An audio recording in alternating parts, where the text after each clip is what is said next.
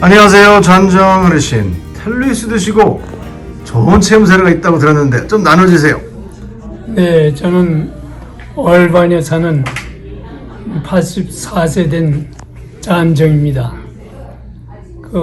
제가 I'm a three cancer survivor, 와, and after my second cancer, prostate cancer, I had a numb and also some side effect of fistula and incontinence. And some numb neuropathy in my hands. But after I tried Teleyouth for a month, my numb in my hands is gone. 오, And I also I used to go to bathroom for my pee 4-5 times.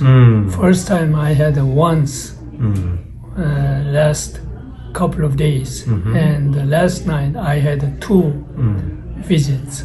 So it's a big improvement. big improvement. Also, I'm learning new pickleball game, and I improved after 3 or 4 games. But after 3 weeks of Teleyouth, I didn't feel tired after six games. Wow. So I feel it makes difference. Also in my hiking, I can get less tired Wow. in my hiking. So I'm looking forward to another month of progress. Wow, that's great. You're doing level 2, right? Right, Level 2 right. program of rejuvenation.